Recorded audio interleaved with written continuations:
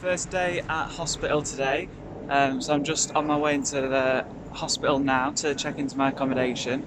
Got my heavy suitcase and came here on the train. It's looking good so far. Very Australian, I think, but looks nice. So hopefully I'm not disappointed when I check into my room. Hopefully that's quite nice as well.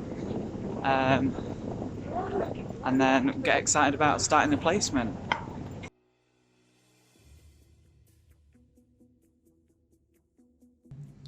So just got my key for the accommodation, and this is like the corridor, so I'm just about to go into my room here. So it's number 19 next to the psychiatric registrar.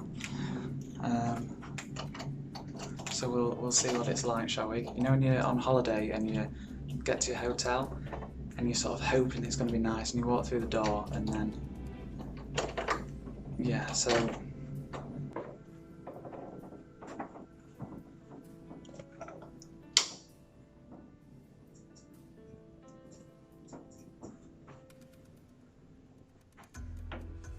right, well, it's quite small, but like there's a little desk and a bed, and a cupboard and a wardrobe. So I don't really know what's behind that window. I assume it's not going to be to the outside. Let's see if I can open these blinds. Okay, so it's a window into a brick wall. So it looks like there's... Okay, so there's a little kitchen. A little sink and a hob and a microwave. Doesn't look like there's an oven, so I think that's the frozen pizzas out, really. Well, at least there's a fridge. Right, so they've got a tumble dryer. I don't know if they've got a washing machine. And a couple of irons and things, so at least I can iron a shirt. It's very quiet. I guess everybody's at work, can't they, during the day? So, oh, there's a little telly. Obviously been there from the 90s. I think that's it. So, don't know if there's a toilet. I hope so. Okay, so that's it. A little bit disappointing, I suppose.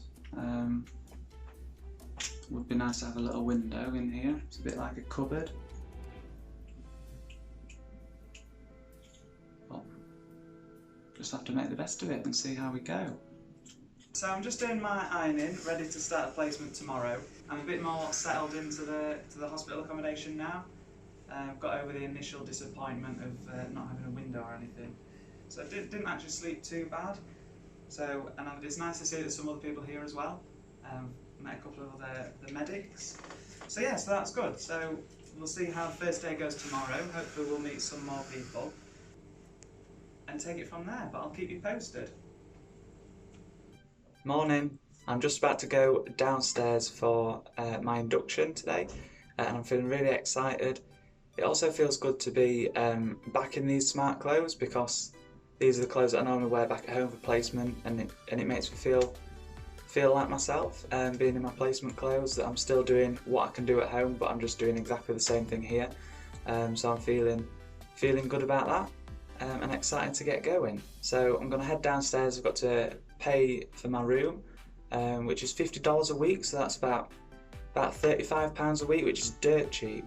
I mean, I know it's a bit of a disappointing room, but for that price, like, I couldn't say no.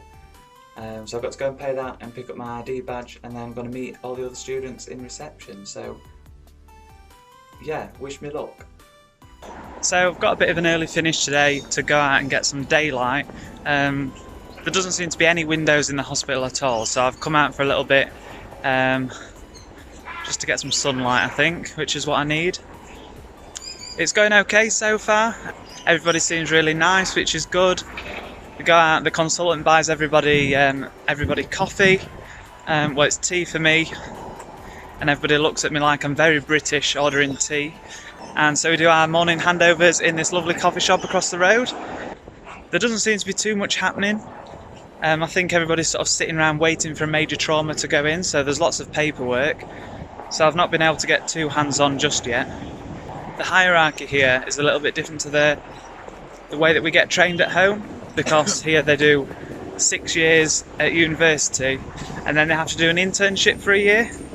So where we're ready after 5 years, they're not ready to start working until 7 years. So being a 4th year student, I'm a lot further down the pecking order, so I'm not really allowed to do things that I would normally do at home, which is quite frustrating because I'm used to seeing my own patients now, and I'm not allowed to do that here, which is quite strange. So I feel like I've taken a bit of a step back and doing what I've already done in 2nd and 3rd year.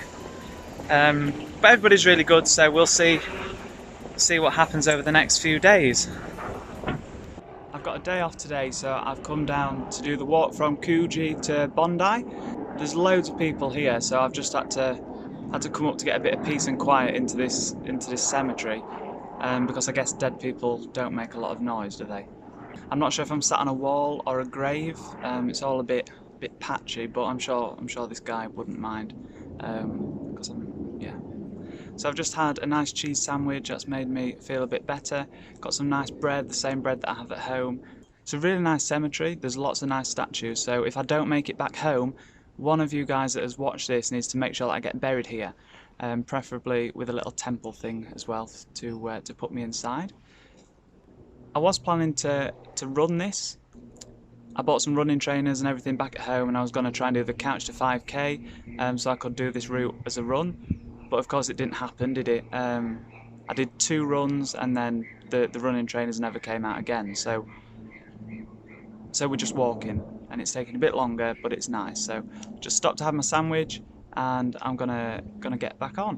Do you know what I absolutely cannot believe? Is that it's about 25 degrees, and at least 80% of the people that I'm walking past on this walk are all in jeans and long trousers, and it's me that looks like the idiot because I'm wearing shorts.